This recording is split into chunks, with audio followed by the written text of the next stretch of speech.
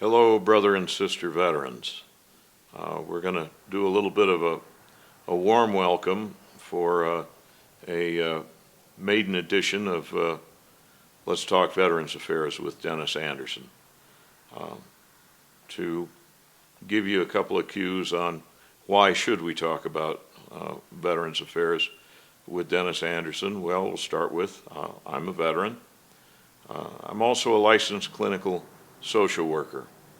I work at a medical clinic called High Desert Medical Group, and part of my practice and specialty is to work with veterans who have issues that are connected to the service they render to our nation. So we can really say if we're doing a show about veterans, we're also doing a show about all those that love them, or those who have difficulty loving them. Because as we know, veterans are a community, and they're also a kind of family. We have people still living with us whose service goes all the way back to World War II. And you know what? Some of them are doing therapy even as we speak about issues that came up from their service more than 75 years ago. Isn't that remarkable? But we also have veterans of the Korean War era. We have veterans of Vietnam.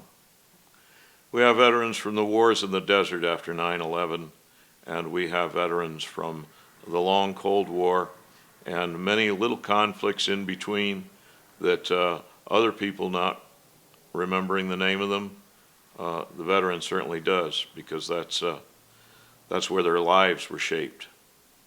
The thing about doing a talking show about veterans is that for most, it was the single most important decision that they made entering into their adult lives. And even if they were drafted, deciding to answer the draft call, well, that was a decision too. Because the ones who didn't, well, they went away and they're still trying to account for that, maybe more than 50 years later.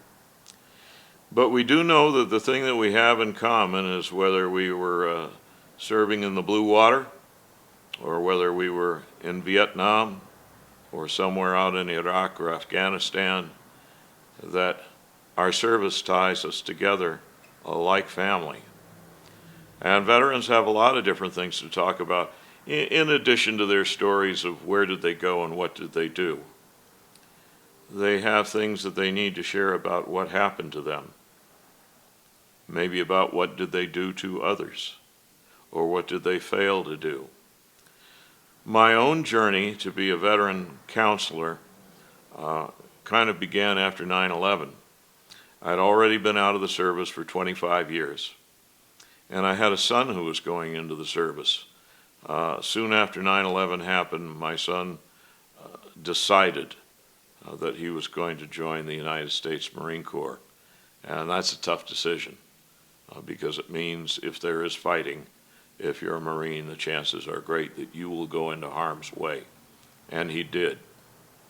At the same time, in my professional life as a newsman, I went to Iraq, and I went with the National Guard unit from our Southern California area.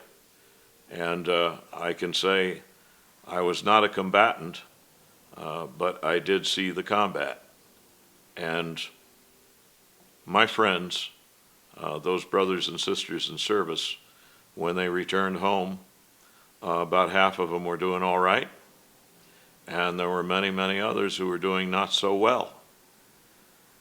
I was rounding out some decades of career as a newsman, and my decision was, well, I want something I can do for the next 20 years of my life that won't involve heavy lifting or greeting somebody when they enter a supermarket.